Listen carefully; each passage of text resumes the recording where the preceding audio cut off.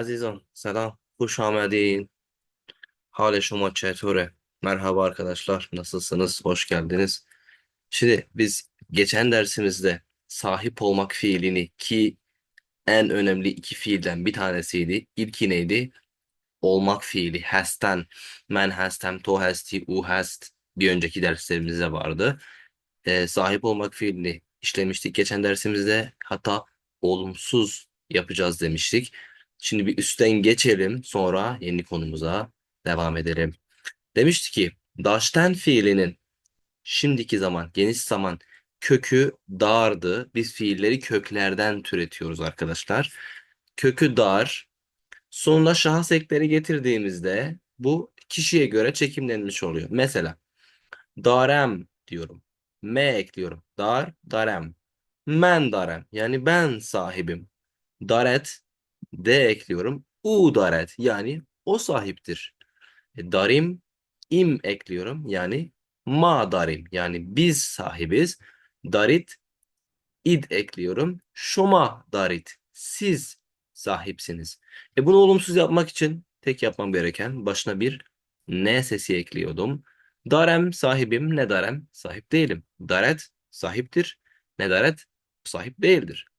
Darim biz sahibiz. Ne darim biz sahip değiliz. Darit siz sahipsiniz. Ne darit siz sahip değilsiniz şeklinde olumsuz yapıyorduk.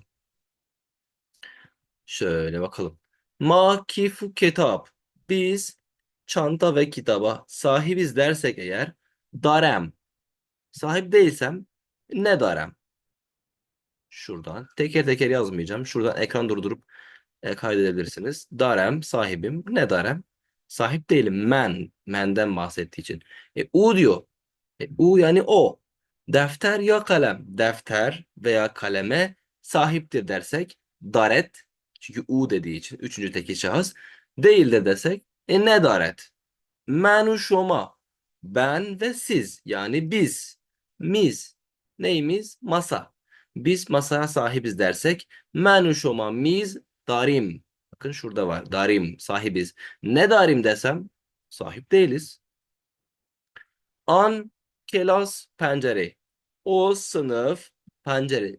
O sınıf pencereye sahip dersek eğer daret. Çünkü üçüncü tekil şahıs o sınıf diyoruz. Değildir diyeceğiz. Ne daret? Şoma siz. Ostad öğretmen. Siz öğretmene sahipsiniz. Yani sizin öğretmeniniz var. Nasıl diyeceğiz? Şoma ostad darit. Bakın üçüncü tek siz zamiri için şoma darit id ekliyorduk. Ne darit dersek başına bir ne ekliyorum. Olumsuz oluyor. Geliyorum şuraya. Diyor ki olmak fiili ve sahip olmak fiili. En temel iki fiilimiz bunlardı. Hesten est ve daştanın daret fiili ve diğer çekimleri. Bunları bir beraber eğer incelersek nasıl bir şey çıkar ortaya? İkisinin farkı tek cümlede görürsek nasıl olur? Hemen şuradan klavyeyi açalım. Değerli dostlar. Buradan klavyeyi açayım. Şimdi diyor ki men anca ostad. Ben orada öğretmen im. Yani ben öğretmenim diyeceğim. Dolayısıyla olmak fiilini kullanacağım. Men için ne geliyordu? Men için hestem geliyordu arkadaşlar. Hestem. Hestem. Hest zaten köktü. Olmak fiilinin kökü. Me şans eki. Yani ben. Men hestem. Devam ediyor. Diyor ki u yek otak ve bir oda olmadığıma göre bir odaya sahibim diyeceğim. Yani daşten fiilini kullanacağım. Kökü neydi? Dar. Şuraya işaretleyeyim. Kökü dar. Ben olduğumu anlamak için ne yapacağım? Me ekleyeceğim. Darem. Ne oldu? Men anca ostad hestem. Ben orada öğretmenim. Ve yek otak darem. Ve bir odaya sahibim diyor. Devam. Şoma ince danışçu. Siz orada öğrencisiniz diyeceğim. Şoma için ne diyordum? Hastit. diyordum. Hast köktü zaten. Şahıs eki neydi? I ve D. Şoma için yani siz için I ve D ekliyordum. Ve S defter ve 3 deftere sahipsiniz. Yani darid diyeceğim.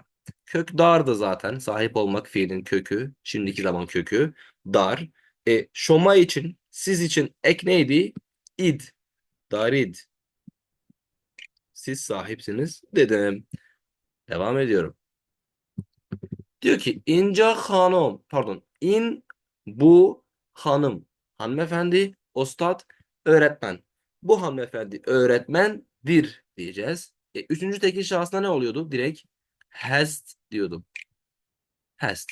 In hanım ostad est. Hast yerine kısaca ya daha doğrusu bir farklı bir diğer şekliyle est de diyebiliyordum. İkisi aynı şeydi. In hanım ostad est. Devam ediyor. Ve heft kitap. Ve 7 kitaba sahip diyeceğiz. Sahip üçüncü tekil şahıs için daret. Daret. Dar köktü ve D'yi ekliyorum. Üçüncü tekil şahsın şahıs eki. Daret.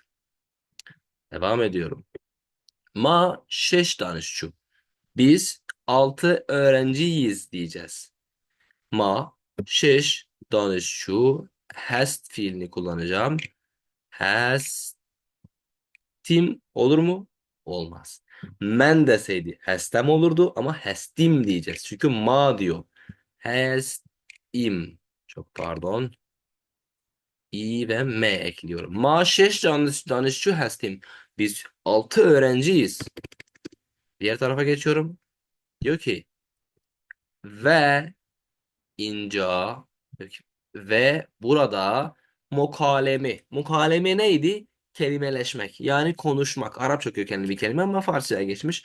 Biz burada diyalog sahibiyiz diyeceğiz. Yani konuşuyoruz anlamında. Ma inca mukaleme darim diyeceğim. Darim. Sahibiz. Biz mukalemeye sahibiz. Yani diyaloğa sahibiz. Yani konuşuyoruz. Pardon. Şurayı bir düzelteyim. Yukarı kaydı sanırım. Hı, evet. Geldim şuraya kıymetli dostlar. Bir kaydırayım. Heh. An ostad o öğretmen hayli hayli hub iyidir. O öğretmen çok iyidir diyeceğim mantıken. Es diyeceğim. Niye es dedim? Üçüncü tekil şahıs o öğretmen bir kişidir. Dolayısıyla est veya hest de diyebilirim. Aynı şey zaten. U yani o, inca, burada, kelas, sınıf, ne? Sahip. O burada sınıfa sahip. Üçüncü tekil şahıs için sahip neydi? Dar köktü zaten. Üçüncü tekil şahsın eki neydi? Sadece bir D sesi ekliyordum. Daret. U, inca, kelas, daret. O burada sınıfa sahip. Son cümlemizi zannediyorum. Ostad, hoca, öğretmen, koca. Nerededir? Nerede? Hoca nerede diyor. E, Ostad bir kişi değil mi? Tekil şahıs değil mi? Üçüncü tekil şahıs. Nerede derken est demeyecek miyim? Şunları silemiyorum. Est diyorum. Est veya hest fark etmez. Üçüncü tekil şahıs. Ostad koca est. Bakın soruyu gördünüz mü? Bakın hiçbir soru edatı yok. Vurguyla. Ostad koca est veya Ostad koca est diyorum. Bitiyor. Hoca nerede diyor? Danışçı, öğrenci, çend, birkaç, kitap, sahip. Öğrenci birkaç kitaba sahip diyeceğiz. Üçüncü tekil şahıs yani o zaman daşten fiilinin önce bir kökünü yazıyorum. Sileyim şunu. Kök dar değil mi zaten? D, A, R. Şahıs eki ekleyeceğim. Dared diyorum. Üçüncü tekil şahıs için daret. Yani o sahiptir. Neye sahiptir? Şöyle bırakırsak eğer.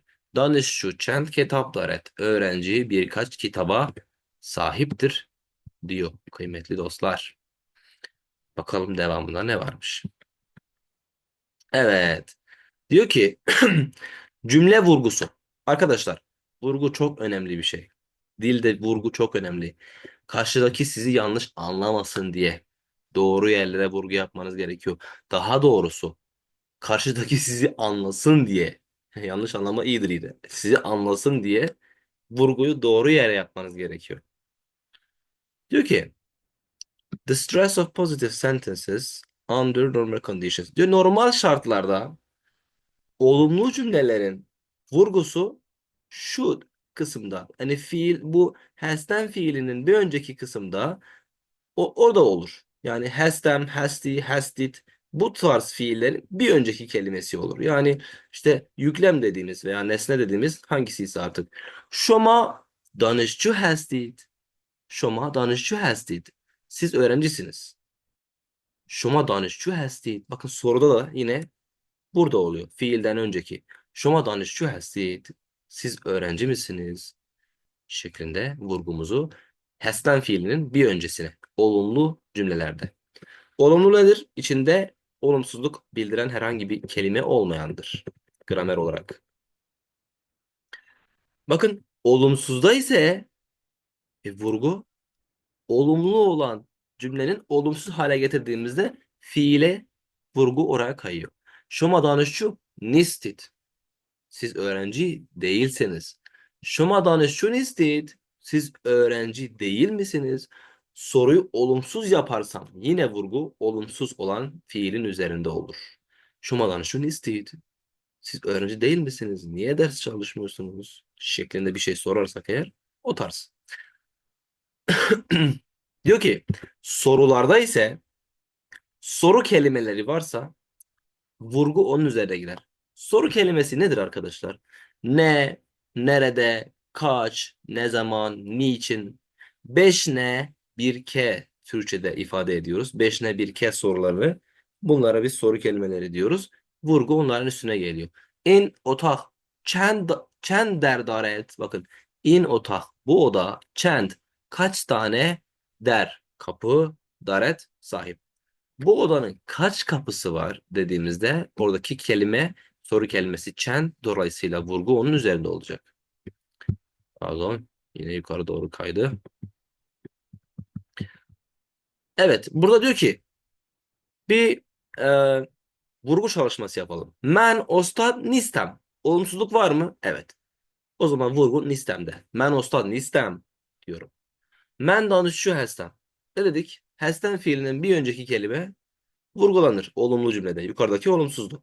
Ben danışçı hestem. Bakın ben öğrenciyim diyorum. Şoma danışçı nistit. Bakın olumsuz var. Nistit. Siz şoma danışçı nistit. Siz öğrenci değil misiniz? Ma ostad hestim. O zaman vurgu ostatta oluyor. Çünkü olumlu hesten fiilinden bir önceki kelimeyi ma ostad hestim. Biz öğrenciyiz. Pardon öğretmeniz. En otak bu oda bad kötü nist değil. In otak bad nist kötü değildir. Nist olumsuz. Ve son olarak an otak o oda hubest iyi midir? Burada yine vurgu şurada olacak. An otak hubest o oda iyi midir diye soruyor. Evet arkadaşlar bakalım burada ne varmış. Evet bu dersimiz burada sonlandı. Vurguyu işledik. Sahip olmak fiilinin olumsuzunu tekrar ettik. Onunla beraber olmak fiili ve sahip olmak fiili ki bastıra bastıra söylüyorum en önemli iki fiildir. Bunların karşılaştırmasını burada yaptık. Nasıl karıştırmayacağımızı öğrendik. Yani ben diyor ki işte ben anca ustad, ben orada öğretmenim. Ben orada öğretmenim. Ve yek otak ve bir oda. Ben bir odayım demeyeceğime göre bir oda sahibim diyeceğiz. Nasıl karşılaştıracağımızı öğrendik. Ve konuşmayla alakalı, telaffuzla alakalı bir şey değinmek istiyorum. Arkadaşlar, ben bir şey söylediğimde burada. Siz de tekrar edin kendi kendinize ve gözünüz görsün onu. Bakarak tekrar edin. Arapça öğrenenler için böyle bir kolaylık yok arkadaşlar. Arapça öğrenenlere bir sorun. Kaç tane siga var? Kaç tane çekim, kaç tane kalıp, kaç tane fail, mef'ul. Allah Allah. Bitmiyor. Farsçada öyle bir şey yok. Bir kere dinle, gör ve kafana kodla. Bu kadardır. Söyleyeceklerim bu kadar arkadaşlar. Bu da hafız.